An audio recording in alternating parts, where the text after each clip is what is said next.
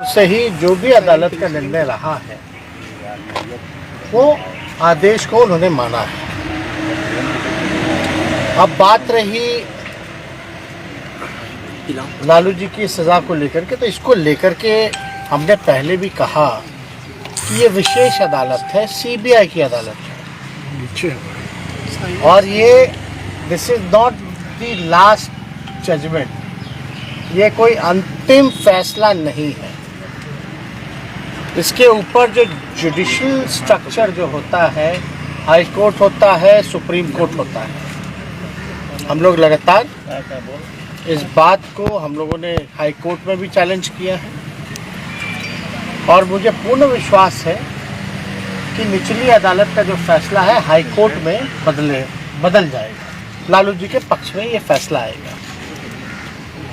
अब 5वें मामले में सज़ा सुनाई गई है। सब में किसी में कुछ 3 साल, किसी में 5 साल, किसी में 7 साल, ये हम लोगों ने देखा है। लेकिन सीबीआई या ईडी या इनकम टैक्स जो इंस्टीट्यूशन है, वो लोग लगातार जो है एक मामले को उन्होंने स्प्लिट किया। केस मुकदमा एक ही है, कॉन्स्पिरेसी का चार्ज है और 6 मामले अलग अलग बनाए गए, जो कि देश में इतिहास में पहली बार ऐसा हुआ। हम तो बोल रहे जब से आज़ादी हुई तब से ऐसा फैसला हुआ ही नहीं कभी।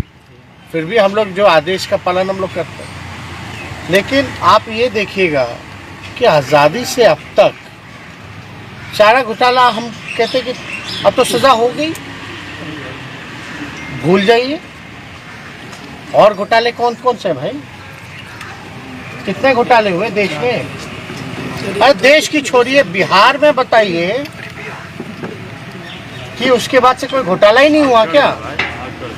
लगभग 80 घोटाले हो गए। Where is CBI? कहाँ है सीबीआई? कहाँ है ईडी और कहाँ है इनकम टैक्स और इंटरपोल? एनआईए कहाँ है? हम तो पूछना चाहते कहाँ है भाई? कितनी तेजी! और देश में केवल एक ही नेता, एक ही घोटाला। गजब की एजेंसी है भाई, पीठ थपथपा रही है। ये तो तोता का काम करती है, इसमें तो हमको बोलने की जरूरत नहीं है।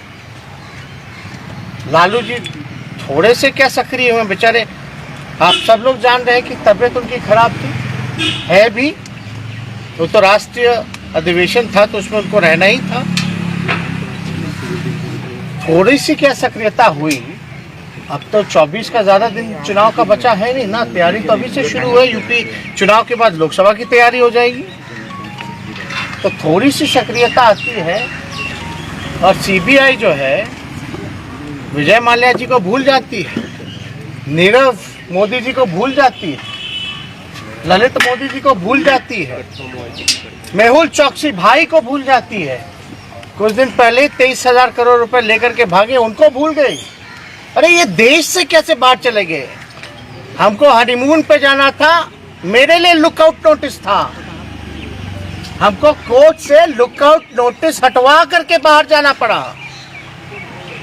हमने कौन सा अपराध किया था जो हम पे भी लुकआउट नोटिस था? हम तो कहना चाहते हैं भाई, इन लोगों के लिए नीरव मोदी, मेहुल चौकसी, विजय माल्या, नीरव मोदी, क्या इन लोगों के लिए लुकआउट नोटिस नहीं था क्या? क्यों नहीं था? कितने बड़े बड़े घोटाले हुए बिहार में। सृजन घोटाला, उसका रिकवरी कौन करवाएगा? वो भी तो कोषागार से गया, वो भी तो ट्रेजरी का मामला था। बिहार के कितने जिलों में हुआ सृजन घोटाला? मुख्यमंत्री के जानकारी हेतु क्यों नहीं मुख्यमंत्री पर कार्रवाई की गई? बल्कि चारा घोटाला में तो लालू जी ने ही आदेश दिया जांच का। जिसने जांच का आदेश दिया, जिसने जांच करवाया, उसी को तुम जेल भेज दी। कोई बात नहीं, लालू जी जाते जाते बोले ना झुके हैं ना झुकेंगे। हमेशा सांप्रदायिक शक्तियों से लड़ते रहेंगे, उसकी सजा मिली है। और देख रहा कोई एक बार थोड़ी ना, बार बार सजा मिलती जा रही है। लोग को लग रहा भाई किस बात का बार बार एक ही आदमी पे सजा सुनाई जा रही है, और जो यहाँ 80 घोटाला करके बैठा है, सृजन महाघोटाला महापाप करके बैठा बालिका गृह वाला, उन लोगों पे कोई कार्रवाई नहीं होती। तो भाई हम मेरे अगर ट्विटर पे जाइएगा तो पहला ही टैग्ड है एक ट्वीट, थोड़ा पढ़ लीजिएगा। आज भाजपा के खिलाफ, सांप्रदायिक शक्तियों के खिलाफ देश में कोई नेता नहीं बोलता जहां लालू जी बोल रहे हैं, लड़ रहे हैं। अगर बीजेपी से हाथ मिला लेते लालू जी तो शायद राजा हरिश्चंद्र कहलाते। आज भाजपा और आरएसएस इन लोगों से लड़ाई लड़ रहे हैं तो भाई सजा काट रहे हैं। तो लालू जी डरने वाले हैं क्या, या हम लोग को डरने वाले हैं क्या? लालू जी का साथ जो हो रहा है देश की जनता और बिहार की जनता देख रही है। लालू जी के साथ जो हो रहा है वो यूपी में भी, यूपी की जनता जो है बीजेपी पर वार करने का काम करेगी, वोट का चोट देने का काम करेगी। लोग को लगता है कि लालू जी को जेल भेज देने से लालू जी कमजोर हो जाएंगे, पार्टी नस्ताबूत हो जाएगी। बिहार की सबसे बड़ी पार्टी निकल के आई, आरजेडी सरकार बना चुके थे महागठबंधन। ये तो कुछ बेईमानी कर करके इन लोग आ गए थे, तो लालू जी तो और मजबूत हुए, पार्टी मजबूत हुई। और लालू जी का एक एक सिपाही आने वाले समय में बीजेपी और आरएसएस को बिहार की धरती से और नीतीश कुमार जी जैसे बेईमान नेता को खत्म करके, खत्म मतलब पॉलिटिकली खत्म करके ही सांस लेकर के जो है वो काम करेगा। ये चुनौती है जो देश के लिए, जिन लोग बर्बाद कर रहे हैं, जो देश के युवाओं को बर्बाद कर रहे हैं, देश के संपत्तियों को बेचा जा रहा है। तो सीबीआई, ईडी, इनकम टैक्स नहीं है। रेल बेच दिया, सेल बेच दिया, एयर इंडिया बेच दिया, LIC बेच दिया, इंडियन ऑयल, भारत पेट्रोलियम सब बेच दिया, लेकिन चार्जशीट हम लोगों पर। किस शर्त पे बेचा, क्या बेचा?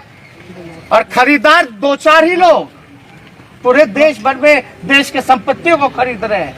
ये है क्या न्याय? कहां है जांच एजेंसियां? हम तो चुनौती देते हैं, थोड़ा जांच करके बताएं। अरे सीबीआई प्रकोष्ठ है भाई भाजपा का, लेकिन जिस दिशा में ये जांच एजेंसियां काम कर रही हैं, ये आने वाले समय में देश के लिए खतरा है। इसलिए हम कह रहे हैं कि कोई पॉलिटिकल पार्टी का प्रकोष्ठ होकर के अगर कोई काम करेगा, ये इंस्टीट्यूशन सदैव रहेगी, लेकिन सत्ता में रहने वाले लोग हमेशा बदले जाएंगे, कोई परमानेंट नहीं। अगर इसी हिसाब से दुरुपयोग होता रहा इस तरह की जांच एजेंसियों का, तो बुरा प्रभाव, और जो लोग न्याय के लिए, देश में जनता जो न्याय के लिए जो लोग लड़ते हैं, उनको न्याय नहीं मिलेगा। ये देश के लिए बहुत बड़ा खतरा है। और हमने पूर्व में भी कहा, आज सर्वे करवा लो, आप लोग सर्वे करवा लीजिए। देश के जेलों में सबसे ज्यादा गरीब लोग जेल में बंद हैं, गरीब।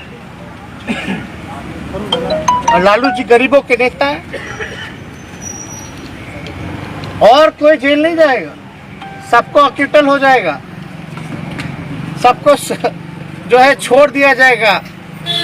अरे हमने तो महाराष्ट्र में, अब कोई बीजेपी का अगर कोई भाषण एड़ी के चोटी पे करता है, सीबीआई है, ई है, वो है, थोड़ा हमसे मिलवा दीजिएगा, उनसे पूछिएगा कि महाराष्ट्र में क्या हुआ था भैया। जो डिप्टी चीफ मिनिस्टर हैं पवार साहब, जब बीजेपी जब गए डिप्टी सीएम बनाया गया तो सीबीआई ने सारे केस वापस कर दिए। याद कीजिएगा वाक्य, सारे केस वापस कर दिए। जब सारा केस खत्म हो गया तो पवार साहब वापस एनसीपी में आ गए, जो शरद जी के भतीजे हैं। जब वापस आए तो दोबारा ईडी और सीबीआई के छापे और रेड पड़ने लग गए। यही है जांच एजेंसियां क्या?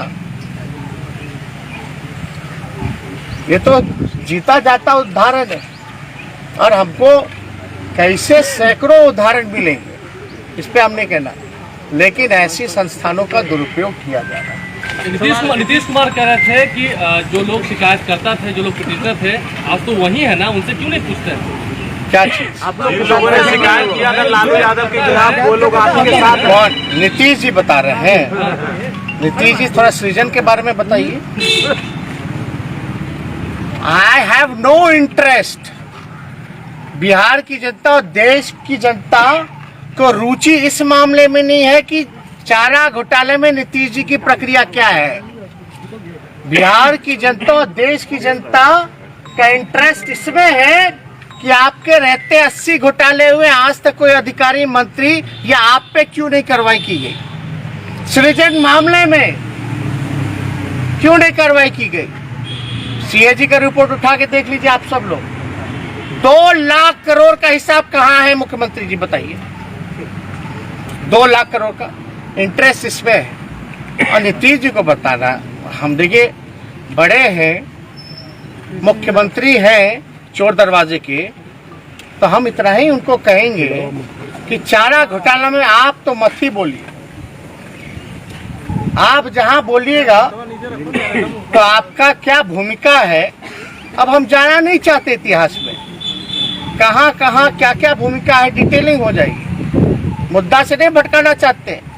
नीतीश जी सृजन पे आइए, 80 घोटाले पे आइए, इस पे क्यों नहीं बोलते हैं? 2 लाख करोड़ रुपया सीएजी रिपोर्ट में आया, कोई हिसाब किताब नहीं है, ये इंटरेस्ट नहीं है।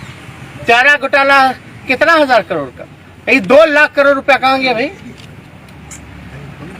और चारा घोटाला में बताइए कि लालू जी ने ही आदेश दिया था कि नहीं दिया था? दिया था कि नहीं दिया था जांच का? तो जो दोषी है वो जांच करवाएगा, वो भी सीबीआई से। ये सब लोग जानते हैं। उस दौर में जनता दल का दौर था, और जनता दल में उस दौर में क्या क्या चल रहा था वो सबको पता है, कितने खेमे थे। फिर बीजेपी 1 साल बाद आ गई, फिर दुरुपयोग शुरू हो गया। तो ये बताने की हमको जरूरत नहीं है। आपने बोला कि नीतीश कुमार की राजनीति जो है उसको खत्म करके बीजेपी को खत्म करेंगे, और चीजें बोला एक बार फिर से। हम बस इतना ही कह रहे हैं कि लालू जी के साथ जो हो रहा है बिहार की जनता देख रही है, और बिहार की धरती में बिहार की जनता ने लालू जी को आशीर्वाद दिया, और बिहार में सबसे बड़ी पार्टी के रूप में ही नहीं बल्कि हम सरकार बनाने का मैंडेट भी मिला था, जनादेश था, लेकिन चोर दरवाजे से ये लोग आए। अब देख रहे हैं ना लोग भाई कि क्या लालू जी के साथ बार बार एक ही आदमी को प्रताड़ित किया जा रहा है। तो आने वाले समय में लालू जी के चाहने वाले लोग या बिहार का हित जो चाहते हैं, देश का हित जो चाहते हैं, वो सब जो है भाजपा, आरएसएस और नीतीश जी को, पार्टी को जो है विलुप्त करके ही, राजनीतिक रूप से खत्म करके ही सांस लेना।